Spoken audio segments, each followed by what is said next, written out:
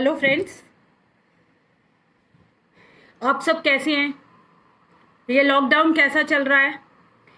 बहुत दिनों बाद आज मैंने सोचा आप लोगों के साथ फेसबुक लाइव कर ही लूँ।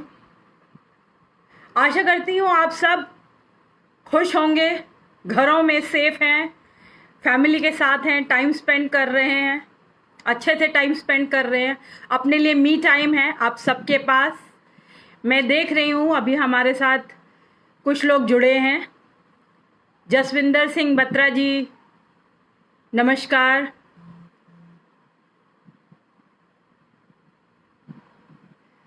और लोग भी धीरे धीरे जुड़ रहे हैं, वेट कर लेते हैं थोड़ा इन सब का जुड़ने का, फिर हम असली मुद्दे पे आते हैं जिस बारे में हमने बात करने के लिए आज फेसबुक लाइव किया है। आप सब जानते होंगे कि मैं आपकी प्यारी बहन बरखा त्रेहन आपके साथ अक्सर कई बार मन करता है कि बहुत सी बातें शेयर करूं, बट फिर कभी रह जाती है अनचित्ते में। इस भाग दौड़ भरी जिंदगी में कई बातें रह जाती हैं, कई बातें अनकही रह जाती हैं, कई बातें चाह करके भी नहीं बोली जाती। कुछ ऐसी गुफ्तगू है जो कभी मन में ही रह जाती है, कभी बोली जाती है। आज एक छोटा सा प्रयास है मेरा, आप सब ज़रूर बताइएगा मुझे आपको कैसा लगा। आज एक ये छोटा सा प्रयास है मेरा। लॉकडाउन में हमने सोचा आप लोगों के साथ एक विषय है जो कि मेरे दिल को बहुत छू गया और इससे मैं बहुत ज़्यादा उदास भी हुई। 2-3 दिन तक सोचती रही कि ऐसा क्यों हुआ। मेरे को इसका जवाब नहीं मिला। मतलब literally I had sleepless nights. मुझे रातों को नींद नहीं आ रही है ये सोच सोच करके भी कि उन साधुओं को, पालघर इंसिडेंट में की बात कर रही हूं, उनकी लिंचिंग क्यों की गई, उनका कसूर क्या था। उनका कसूर यही था? क्या था उनका कसूर? आपको क्या लगता है कि उनका क्या कसूर रहा होगा? वो बेचारे 70 साल के साधु, उसका क्या कसूर रहा होगा? भगवा कपड़ा पहनना इस देश में अपराध है? हिंदू होना इस देश में क्या अपराध है? अगर आप मुझे कहेंगे कि मैं इसे मामले को तूल दे रही हूं, तो मैं इस मामले को बिल्कुल तूल नहीं दे रही। ये लिंचिंग हमेशा पुरुषों की ही क्यों होती है? एक सवाल मेरे जहन में बार बार उठ के आता है कि सिर्फ पुरुषों की ही लिंचिंग क्यों होती है, और ये लिंचिंग को हम क्या कभी रोक पाएंगे? बेचारे निहत्थे साधु उन पुलिस वालों के हाथ पकड़ते रहे, उनके हाथ पैर जोड़ते रहे कि हमें बचा लो, हमें बचा लो। लेकिन कैसे कैसे हमने छोड़ दिया उन्हें? कैसे हमने उन्हें मौत के मुंह में धकेल दिया? क्या कोई आवाज उठेगी उनके खिलाफ जिन्हें उन्हें मार डाला? उनका कसूर क्या था? वो बेजुबान 70 साल के पुरुष का, मुझे कोई बताएगा उस भगवाधारी उस पुरुष का क्या, उस पुरुष ने क्या बिगाड़ा था जो उसकी निर्मम हत्या कर दी गई?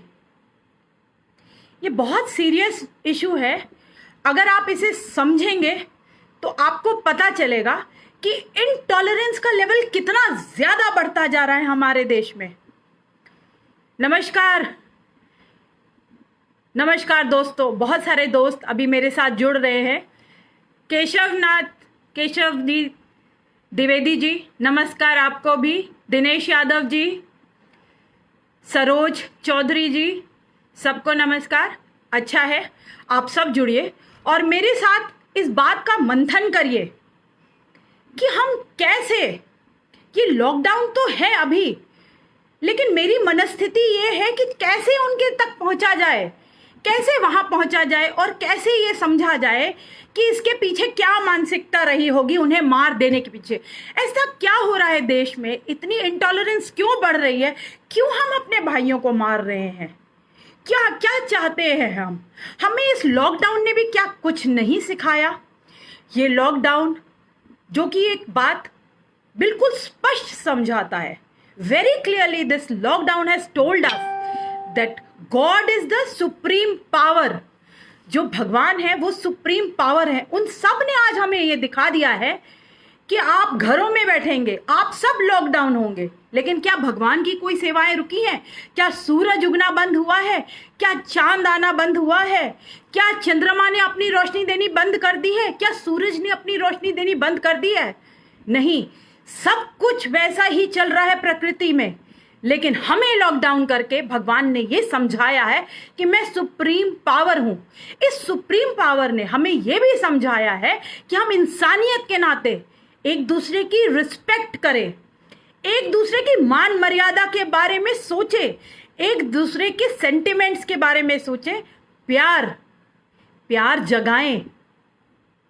प्यार एक ऐसी चीज है जिसे हमें जगाना पड़ेगा, जिसे हमें बांटना पड़ेगा. ये मौत के सौदागर कहां से आ गए? ये मौत के सौदागर कहां से आ गए? कैसे? आज पालघर है, कल कोई और इंसिडेंट होगा, परसों कोई और होगा. कुछ साल पहले दीमापुर में भी एक लिंचिंग हुई थी, जहां पे एक लड़के को बीच सड़क पे नग्न अवस्था पे करके मार डाला गया था. तब भी मैंने काफी आवाज उठाई थी. नागालैंड में एक लिंचिंग हुई थी, लेकिन उसका परिणाम कुछ सालों बाद, हम फिर कुछ दिनों बाद इन चीजों को भूल जाते हैं. लेकिन अभी ये जो लिंचिंग हुई है, इसने पूरे देश को हिला के रख दिया है. पूरे देश को इसलिए हिला के रख दिया है क्योंकि हम कभी ऐसा सोच नहीं सकते थे कि 70 साल के जो बुजुर्ग हैं, उन्होंने हमारा क्या बिगाड़ा है, और निहत्थे वो हमारा बिगाड़ भी क्या सकते हैं. लेकिन हमें कुछ लेना देना नहीं है वो किस उम्र के थे, उनका काम क्या था समाज में. लेकिन हमें सिर्फ ये पता है कि हमने हिंसा फैलानी है, और हिंसा इस हद तक फैलानी है कि किसी की बेटा चला जाए, किसी का भाई चला जाए, किसी का पिता चला जाए, कोई भी चला जाए, किसी की भी मृत्यु हो जाए, किसी की मां की मृत्यु हो जाए, हमें कोई फर्क ही नहीं पड़ता. क्यों? क्योंकि वो उसकी मां मरी है, या उसके पिता मरे हैं, या उसका बेटा मरा है, या उसका भाई मरा है. हम ये सोचते नहीं कि कल को ये हमारे साथ भी हो सकता है. हम कदाचित ये नहीं सोचते. दिक्कत यही है. जागो भाइयों, जागो. समय आ गया है कि हम जागे, इस बारे में सोचें कि कब तक ये नंगा नाच चलता रहेगा. कब तक हम लोगों को ऐसे नहीं समझ पाएंगे कि किसी को मारना कितना बड़ा अपराध है. क्या हम किसी को जिंदगी दे सकते हैं? नहीं, कदाचित नहीं दे सकते. जब हम किसी को जिंदगी नहीं दे सकते तो हमें उसकी जिंदगी छीनने का भी कोई हक नहीं है. वेलकम, बहुत सारे लोग जुड़ रहे हैं. वेलकम. मुझे अच्छा लग रहा है. आशीष शर्मा जी अभी जुड़े हैं, अन्नू चौधरी जी, और बहुत से लोग, सरोज चौधरी जी, गीतिका वर्मा. बहुत बहुत धन्यवाद आप सबका जुड़ने के लिए. मुझे अच्छा लगा आप सब लोग जुड़े हैं. आगे भी मैं, अच्छी प्रेरणा दी है आपने मुझे, आगे भी मैं फेसबुक लाइव किया करूँगी. मुझे अच्छा लग रहा है. आप लोग कम से कम इसी बहाने, हम कम से कम ये भी एक मिलना ही हो रहा है, जो कि हम लॉकडाउन में नहीं मिल पा रहे, एक दूसरे के साथ नहीं जा पा रहे, आ पा रहे कहीं पे. तो ये एक तरीका है, हम दोस्त एक दूसरे के साथ मिल सकते हैं. और अपने आप, अगली बार हम कुछ ऐसा रखेंगे इंटरैक्टिव सेशन जिसमें आप लोग भी मेरे साथ बात कर पाएंगे. अभी हाल फिलहाल आज पहला प्रयास था मेरा फेसबुक लाइव का, तो इतना ज़्यादा मैंने सोचा पहले एक बार करके देखती हूँ आप लोगों से बातचीत, फिर देखेंगे आगे क्या क्या करना है. अभी हमारे साथ सुरेंद्र मित्तल जी जुड़े हैं, श्याम जी जुड़े हैं, सरोज चौधरी जी तो है ही हैं, पहले से मैं देख रही थी उन्हें. आप सबको दोबारा से मेरा नमस्कार. बाकी ये मुद्दा इतना संगीन है, ये इतना दिल को छूने वाला था कि कैसे निर्मम हत्याएं कर दी गई साधुओं की. साधु एक इस देश में एक ऐसा वर्ग है, साधु का नाम सुनते सार हमारे जहन में एक बात आती है कि वो भगवाधारी होगा, या साधु जो होगा कम से कम कुछ भी हो, भगवान को मानने वाला होगा, भगवान को 100% मांगने वाला होगा। और जो भगवान को मानते हैं उनको मन में खुद से ही आदर निकलता है, अपने मन से ही लगता है हमें कि हमें उन्हें आदर से बात करनी चाहिए, उनका नमन करना चाहिए। उनको हम एक उस दृष्टि से देखते हैं जहाँ की वो हमें कुछ, साधु जो है हमें कुछ सिखाएगा या वो हमें कुछ देगा। इस समाज को हमेशा साधु ने कुछ ना कुछ दिया है, चाहे वो किसी भी प्रकार से दिया हो, इस समाज को हमेशा साधु ने कुछ दिया है। आज वो वक्त आ गया है जब हम साधु के साथ खड़े हों। ये बहुत ज़रूरी है। मेरा ऐसा मानना है कि जो लिंचिंग थी इसके पीछे बहुत बड़ी कॉन्स्पिरेसी थी। मैं ऐसे नहीं मान सकती कि किसी भी को भी उठ करके और मार दिया गया। इतने लोग वहां पे उपस्थित थे, किसी ने भी नहीं बेल बजाई, किसी ने भी कुछ नहीं किया, कैसे उन्हें मरने पे छोड़ दिया। मेरा खून खौलता है ये जब मेरे जहन में ये सवाल आते हैं कि उन साधुओं को हमने कैसे मरने के लिए छोड़ दिया। क्या आपके मन में ये सवाल नहीं आते? क्या आपको नहीं लगता? इस विषय में सोचिएगा जरूर।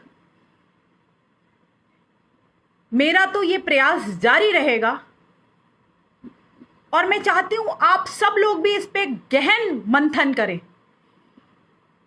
कि कब तक चलेगी ये, कब तक ये चलता रहेगा, कब तक ये मार काट चलती रहेगी, कब तक ये खून की होली खेलते रहेंगे, कब तक ये तांडव चलता रहेगा, मौत का दृश्य कब तक हमें देखने को मिलेगा।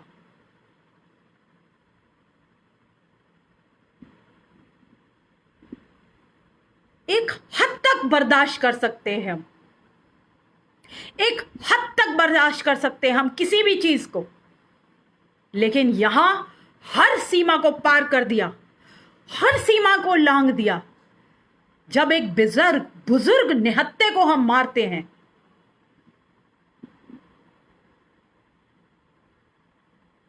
तो मेरा दिल ये कहता है ये कुछ ठीक नहीं हो रहा, ऐसा नहीं चलेगा, बिल्कुल ऐसा नहीं चलेगा। जो भी लोग इसके जिम्मेवार हो, कार्रवाई होगी, सीबीआई इंक्वायरी भी होगी। मुझे पता है ये लॉन्ग प्रोसेस रहेगा, फिर गुमराह करने की भी कोशिश की जाएगी, बहुत आगे ही गुमराह करने की कोशिश की जा रही है। काफी लेटर्स लिखे गए हैं हमारे प्रधानमंत्री जी को, हमारे प्रेसिडेंट को। उसमें स्पष्ट लिखा जा रहा है लेटर्स में कि एक पीसफुल कम्युनिटी को बदनाम करने के लिए ये किया जा रहा है। मैं कतई नहीं कह रही कि हम किसी को बदनाम कर रहे हैं या करना चाहिए, लेकिन बात यह है, जो सोचने वाली बात यह है कि जो मुजरिम है, जिन्होंने गलती करी है, जिन्होंने इस अपराध को किया है, उसे बराबर सजा मिलनी चाहिए, उसे ज्यादा से ज्यादा सजा मिलनी चाहिए।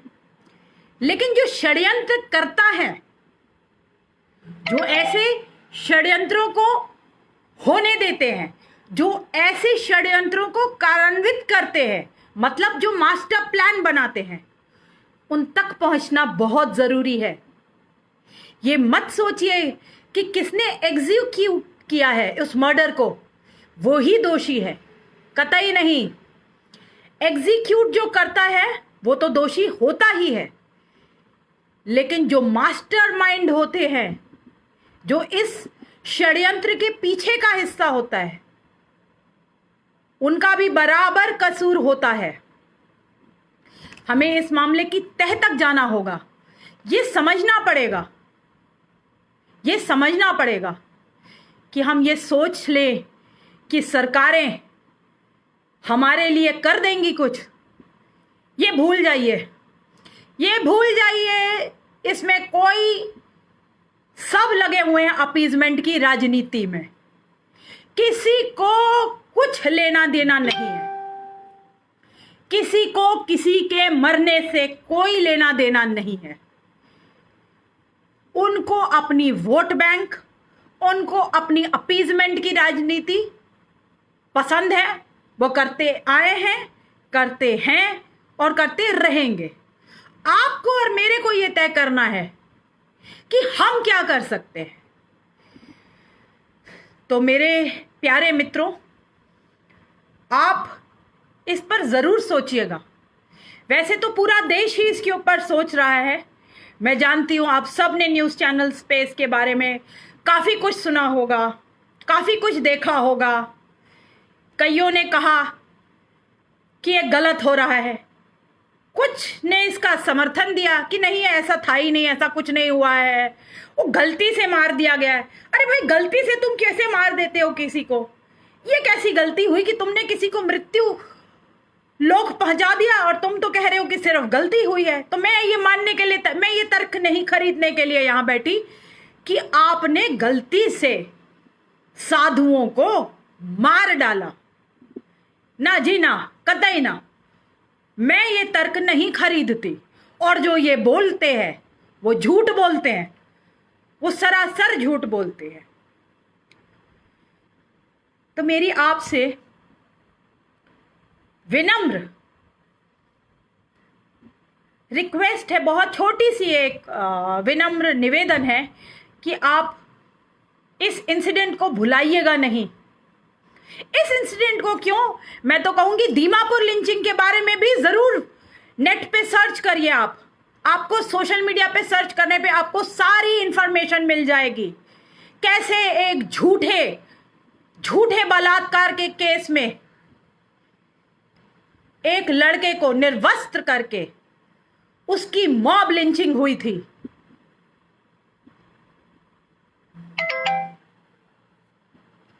बहुत बार झूठ फैलाया जाता है इस देश में, और झूठ फैलाने के बाद झूठ एक भ्रांति फैलाई जाती है और उसके बाद ऐसे बड़े बड़े कांड हो जाते हैं, जैसे कि अभी हुआ है। जो सन्यासियों के साथ हुआ वो बहुत ही दुर्भाग्यपूर्ण था। बार बार मेरे साथ कहिए कि ये बहुत बड़ा दुर्भाग्य था इस देश का। भारत देश हिंदुओं का देश है। सबसे पहले ये हिंदुओं का देश है। मुझे कोई तकलीफ नहीं होती ये बात बोलने में। जिनको तकलीफ होती हो वो छोड़ के चले जाएं मेरी फेसबुक चैट पे। मुझे कोई तकलीफ नहीं होती ये बात बोलने के लिए कि पहले मेरा हक है, पहले मेरा हक है। हिंदुओं का पहले हक है इस देश पे। और वहां कैसे आप वहां पे ऐसे सरेआम सन्यासियों की लिंचिंग कर दे। और उसके बाद और मजेदार बात सुनिए, उसके बाद जो लोग भी इसके ऊपर आवाज उठाएं उनकी आवाज बंद कर दें। कभी ट्विटर अकाउंट सस्पेंड कर दीजिए। मेरा हाल में फिलहाल थोड़े दिन पहले ही ट्विटर अकाउंट सस्पेंड कर दिया गया था। अब आज देखिए सब शांति रहे, कहीं फेसबुक अकाउंट ना सस्पेंड हो जाए। तो ये सब तो चलता रहेगा। खैर, फेसबुक भी चला जाए, ट्विटर भी चला जाए, कोई चिंता नहीं है, फिर भी आवाज मेरी बुलंद रहेगी। आप सबका सहयोग चाहिए। मेरी आवाज हमेशा बुलंद रहेगी, आप लोगों के साथ रहेगी, आप लोगों के पास रहेगी, साथ में खड़ी रहूंगी आपके। अगर आप इन मुद्दों को जीवित रखना चाहते हैं, इन मुद्दों के बारे में बात करना चाहते हैं, तो जरूर प्रयास करिए, सवाल उठाइए, सरकारों से सवाल उठाइए। जो अपीजमेंट की राजनीति करते हैं उनसे लगातार सवाल उठाइए, बराबर सवाल उठाइए। ये आपका हक है, ये आपका फर्ज है, आपका राइट है कि आप इनसे सवाल उठाइए और पूछिए कि क्या दोष था उन हिंदू भाइयों का, उन सन्यासियों का। मैं बार बार स्पष्ट करना चाहूंगी, उन सन्यासियों का क्या कसूर था? अनिल शर्मा जी हमारे साथ जुड़े अभी, दिनेश अग्रवाल जी, अन्नू चौधरी, रितेश धीर जी, नमस्कार सबको, मेरा नमस्कार। आशा करती हूँ आप सब कुशल मंगल होंगे। आप सभी को हेलो।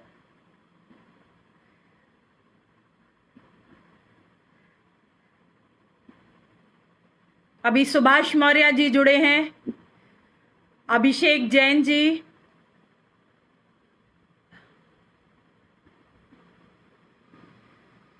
बहुत बहुत धन्यवाद आप सबका जुड़ने के लिए। रितेश धीर जी,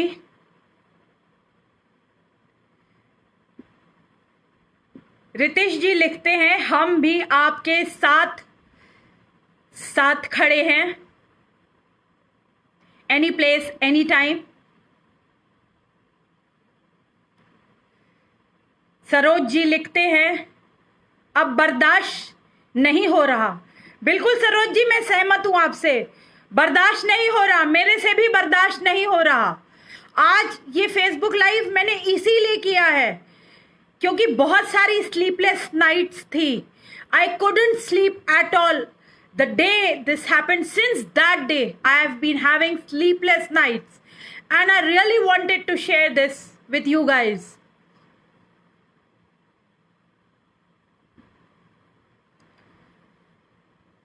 सुभाष मौर्य जी, वीर जी, हरीश व्यास जी,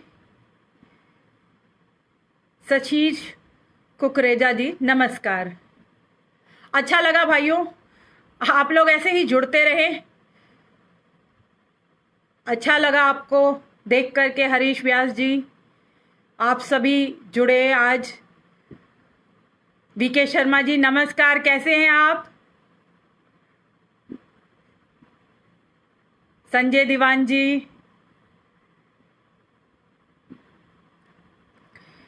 तो फिर हम वापस आते हैं अपने मुद्दे पर जो हम डिस्कस कर रहे थे इतनी देर से, कि बहुत ही ये जो मामला है ये इतना संगीन है कि मैं इसके बारे में जितनी बात करूं उतना कम है।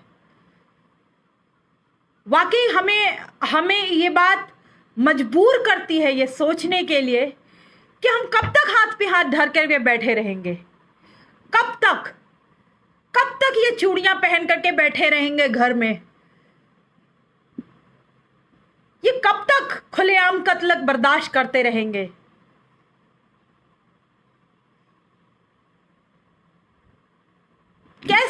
कैसे मेरे भाई सो सकते हैं जब हमारे देश के सन्यासियों को मार दिया जाए। घरों में नींद कैसे आती है।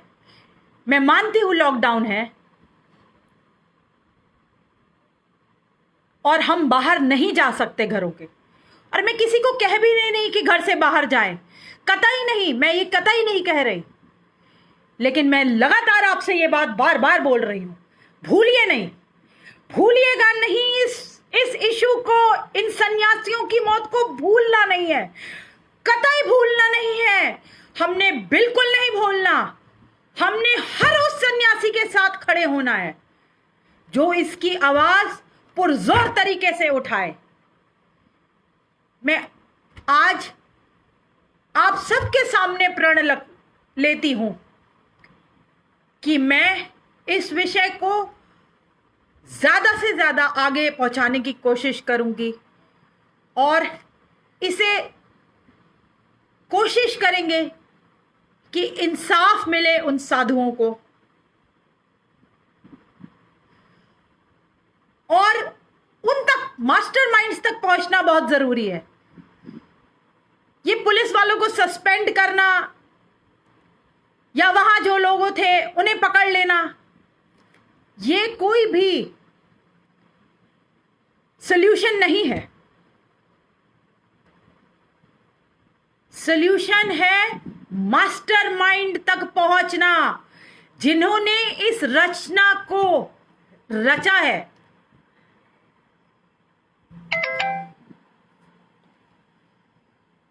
हम आप सोच भी नहीं सकते कितनी पीड़ा हुई होगी कितनी पीड़ा हुई होगी उन सन्यासियों को जब उन्हें बेरहमी से मारा जा रहा था। क्या आप लोगों ने वीडियोस देखी हैं? वो वीडियोस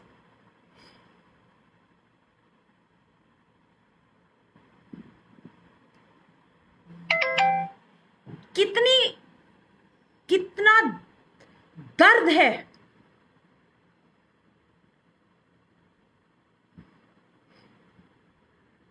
कल मैंने ट्विटर पे एक सवाल उठाया था, उसका बहुत सारे लोगों ने ट्विटर पे मुझे जवाब भी दिया।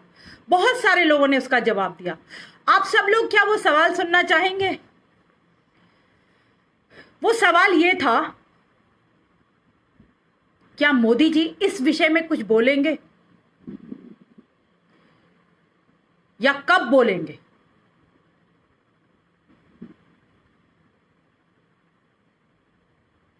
मुझे नहीं पता कि मोदी जी इस विषय में बोलेंगे या नहीं बोलेंगे, लेकिन मुझे इतना पता है कथुआ में रेप हुआ था या नहीं हुआ था, उस विषय में वो बोलेंगे। बाहर देश में जाकर के, फॉरेन कंट्री से भी जाकर के बोलेंगे।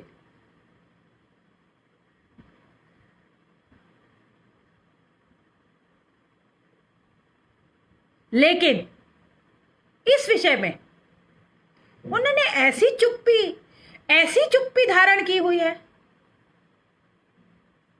और तो और, शबाना आजमी का एक्सीडेंट हो जाए तो भी मोदी जी ट्वीट करके पूछेंगे कि आप ठीक हो।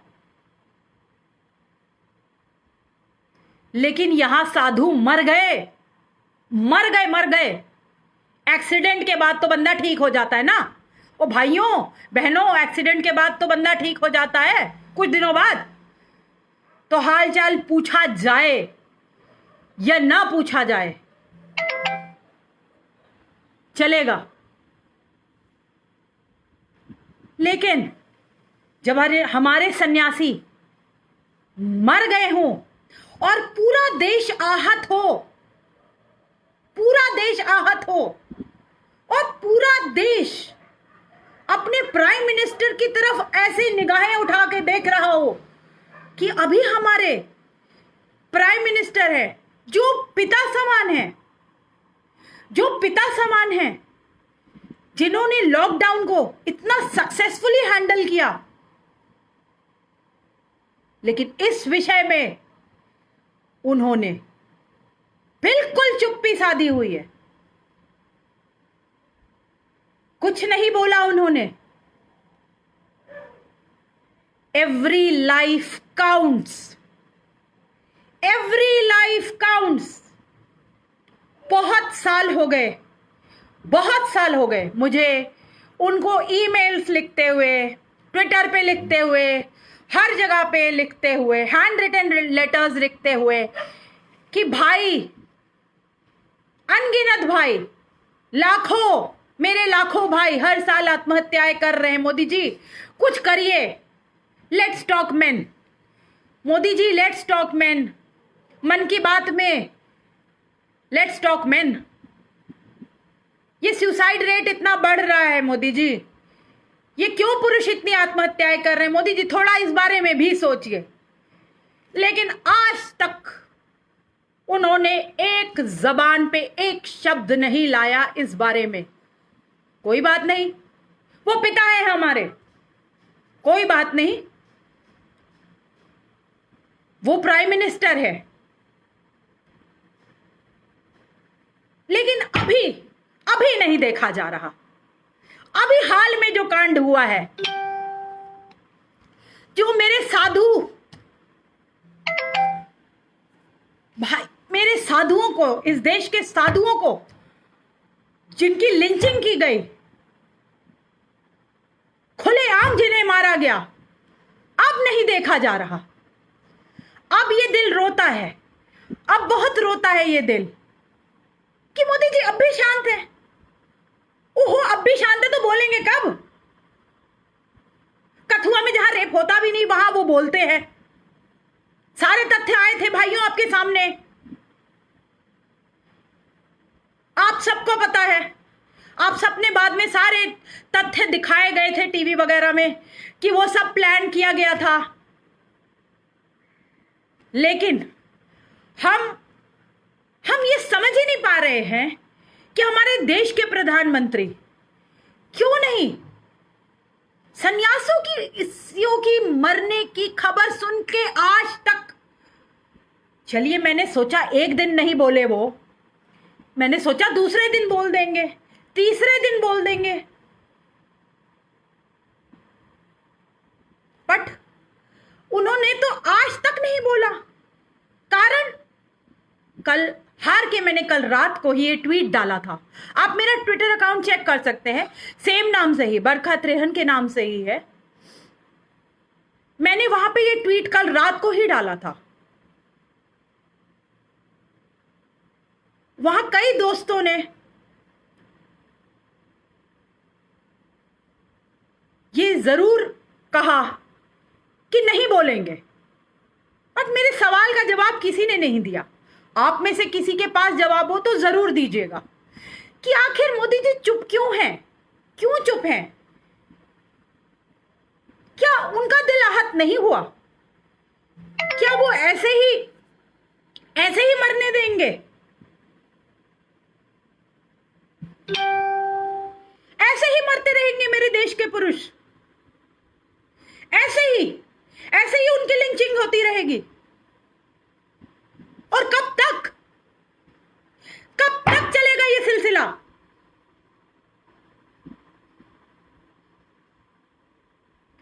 कभी तो चुप्पी तोड़िए। अरे सर, आप कभी तो चुप्पी तोड़िए।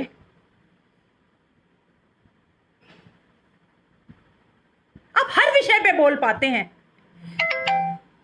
आप हर विषय पे बोल पाते हैं। आपको लॉकडाउन में सब कुछ पता था, कब लॉकडाउन करना है, कैसे करना है, कैसे देश को संभालना है, आपको सारी बातों का पता है। लेकिन आपको यह नहीं पता कि किस बेदर्दी से उन साधुओं को मारा गया था।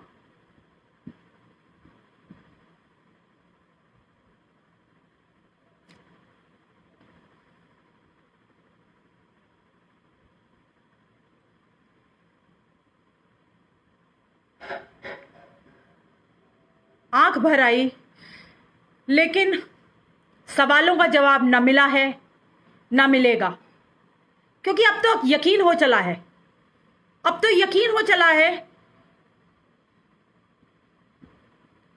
कि किसी को भी, जिसे भी हम राजनेता बना देते हैं, उसे इन चीजों से कुछ फर्क नहीं पड़ता। हम सब भी मर जाएं तो उन्हें कोई फर्क नहीं पड़ता। वो सिर्फ अपनी राजनीति चमकाएंगे, वो अपनी राजनीति बढ़ाएंगे, वो अपनी हर बात कहेंगे, लेकिन असली मुद्दों पे कभी बात नहीं करेंगे। उस पे चुप्पी साध करके कोने में बैठ जाएंगे।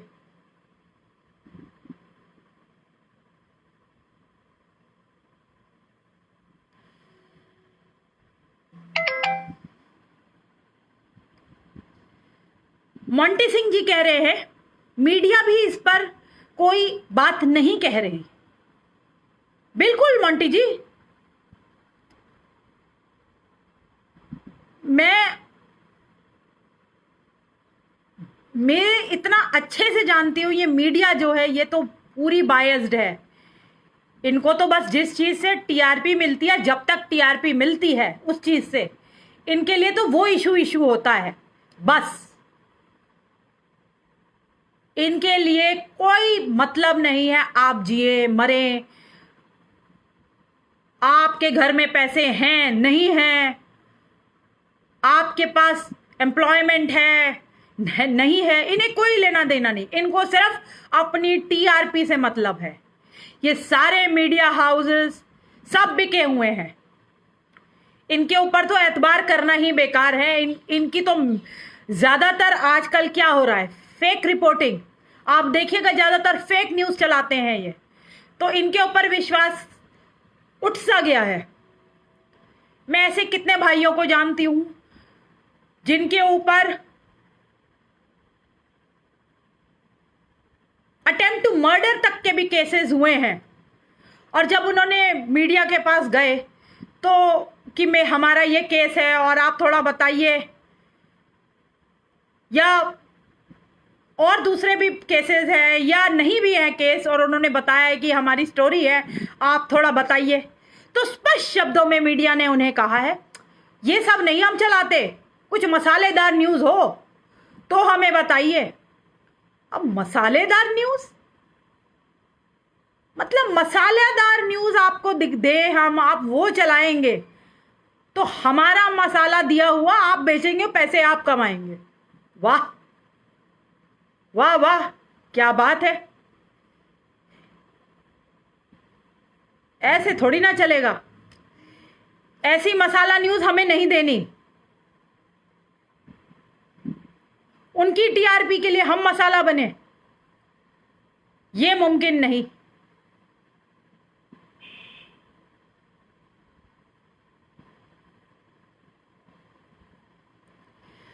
और जो भाई ये सोचते हैं कि जो मीडिया ने केस उठा दिया है तो उसमें उनके केस वेस नहीं उठाते, वो सब पैसे मिलते हैं उन्हें वो केस उठाने के, और वो खुद ही कोर्ट बन जाते हैं।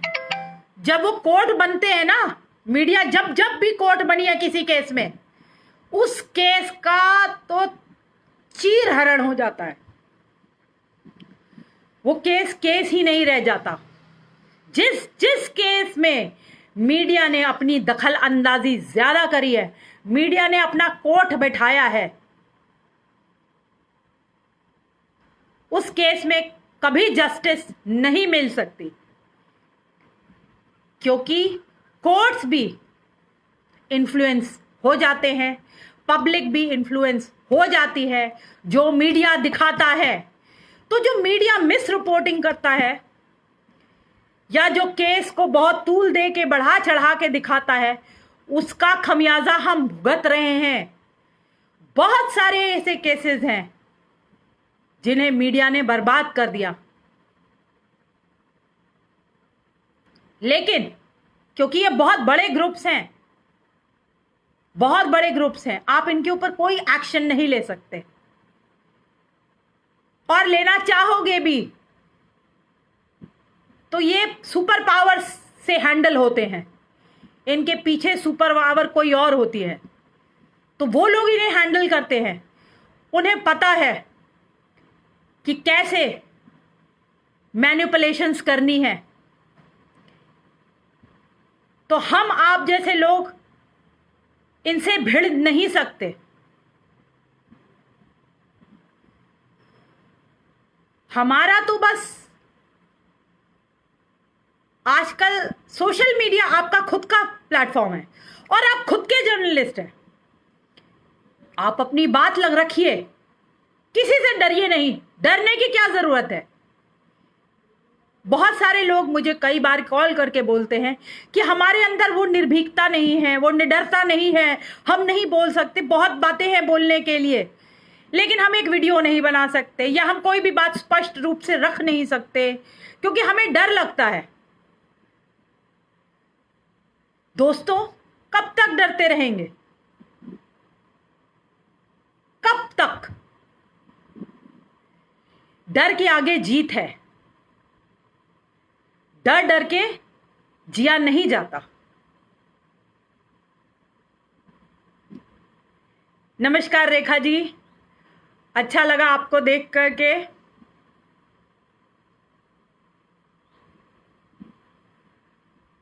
आप सभी को जुड़ने के लिए बहुत बहुत धन्यवाद। लगातार मैं आपका धन्यवाद इसलिए कर रही हूँ क्योंकि मुझे अच्छा लग रहा है कि आप सब लोग इतने दिनों बाद इस लॉकडाउन में हम किसी भी माध्यम से जुड़े तो सही, कम से कम आप मेरी आवाज़ सुन तो सकते हैं। वेरी गुड हरीश जी, आपने बहुत अच्छा लिखा है। नाउ-a-days social media is the strongest platform. Absolutely agree with you. Social media is the strongest platform, undoubtedly. And इसीलिए अभी मैं आपको ये बात बोल रही थी कि डरिए नहीं, डरना नहीं है। आप सब लोग अपनी विचारधारा से जुड़े रहिए और कुछ भी आपको लगता है आप उसे डालते रहिए किसी भी सोशल मीडिया प्लेटफॉर्म पे, चाहे फेसबुक पे डालिए, चाहे ट्विटर पे डालिए, चाहे इंस्टाग्राम पे डालिए। आप अपनी विचारधारा के बारे में, आप जो सोचते हैं उसके बारे में डालिए। अगर आप नहीं डालेंगे तो आप बता ही नहीं सकते ना किसी को कि आपकी विचारधारा क्या है। और कोशिश करिए 5, 10, 15, 20, 25, 50, 100 जितने का भी छोटे छोटे क्लस्टर्स में ग्रुप फॉर्म करिए, ग्रुप्स फॉर्म करिए। लाइक माइंडेड पीपल जो हैं वो ग्रुप्स फॉर्म कर सकते हैं और वहां पे ये डिस्कशंस कर सकते हैं और एक दूसरे के साथ जुड़ सकते हैं, एक दूसरे की मदद कर सकते हैं। जैसे मेरे पास बहुत सारे ग्रुप्स हैं जहां हम इस लॉकडाउन के में भी काफ़ी मदद कर रहे हैं एक दूसरे को। जैसे मेडिसिन्स की मदद कर रहे हैं, अगर किसी को मेडिसिन चाहिए या किसी के पास खाना नहीं है या किसी के पास कोई भी ज़रूरत की आवश्यकता का जो सामान है वो नहीं है, तो हम कोशिश करते हैं कि हमारे आपस के ग्रुप्स हैं जहाँ पे हम उनको वो चीज़ें जिनके पास नहीं है वो मुहैया कराते हैं। कुछ गवर्नमेंट हॉस्पिटल्स हैं, वहाँ पे आप पीपी किट्स अगर डोनेट कर सकते हैं वो करिए। मास्क अगर घर में कोई भी घर में मास्क बना सकते हैं तो आप लोग मास्क बनाइए। आप वो मास्क डिस्ट्रीब्यूट कर सकते हैं। मतलब इस लॉकडाउन में काम करने के लिए तो बहुत हैं। तो जब आप लाइक माइंडेड लोगों के साथ जुड़ जाते हैं तब आप ऐसे सारे काम कर सकते हैं। आप उसमें अपनी सोशल एक्टिविज्म भी कर सकते हैं, आप उसमें अपनी विचारधारा के बारे में बता सकते हैं, आप लगातार उस ग्रुप्स में हेल्प कर सकते हैं एक दूसरे की। ये हेल्प कोई भी हो सकती है। मैं कहती हूँ एक गरीब भाई है, उसके घर में पैसे नहीं है, तो क्या हम सब 50, 100, 200, 500, 1000 रुपए इकट्ठा करके उस भाई के घर में नहीं भेज सकते? बिल्कुल भेज सकते। क्यों नहीं भेज सकते? क्या शर्म है? इसमें कोई शर्म नहीं होनी चाहिए। और हम क्यों ऐसा सोच लेते हैं कि अगर कोई पैसा इकट्ठा कर रहा है जरूर ये कुछ अपने लिए इकट्ठा कर रहा है, ये पैसे इकट्ठा करके अपने जेब में डाल लेगा। पहले ही शक, दिमाग में शक ले आते हैं। कोई पॉजिटिव काम करने से पहले इतनी बातों का इतना नेगेटिविटी फैला देते हैं। क्यों शक करना? अगर कोई भाई जोड़ रहा है पैसे किसी की मदद करने का तो आगे हाथ बढ़ाइए। कभी भी किसी भाई या बहन को मदद करने से आपका कुछ घटता नहीं है। ये ट्राइड एंड टेस्टेड है। जो मैं आपको बात कह रही हूं ये 100% ट्राइड एंड टेस्टेड है। आप जब किसी भाई या बहन की मदद करते हैं, जब भी आप किसी भाई बहन की मदद करते हैं, आपको वो मदद तब मिलती है जब आप उसको सबसे ज्यादा आपको उसकी जरूरत होती है।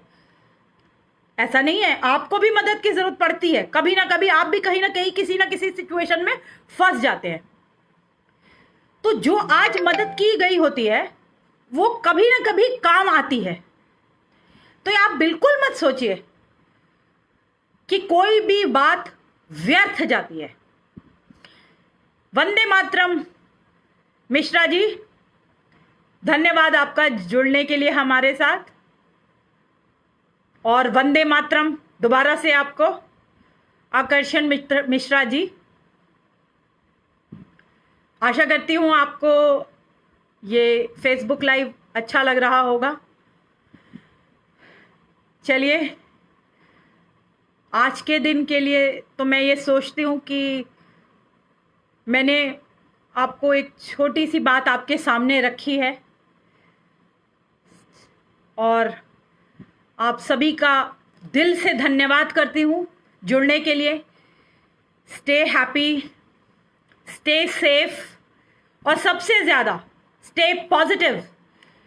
Because thank you Rekha ji, आपने बोला कि वेरी मोटिवेशनल। अगर किसी को मेरी 1% भी बातें मोटिवेशनल लगी हूँ, अच्छी लगी हूँ, तो आप सबका तहे दिल से धन्यवाद। बहुत बहुत आपका धन्यवाद मुझे सुनने के लिए। और अगर आपको मैं 1% भी मोटिवेट कर पाई हूँ तो मैं आप सबका बहुत बहुत धन्यवाद करती हूँ। अभी हमारे साथ नरेंद्र सिंह जी, दीप मुखर्जी, संजय दीवान जी, रितेश जी सब फिर से जुड़ रहे हैं।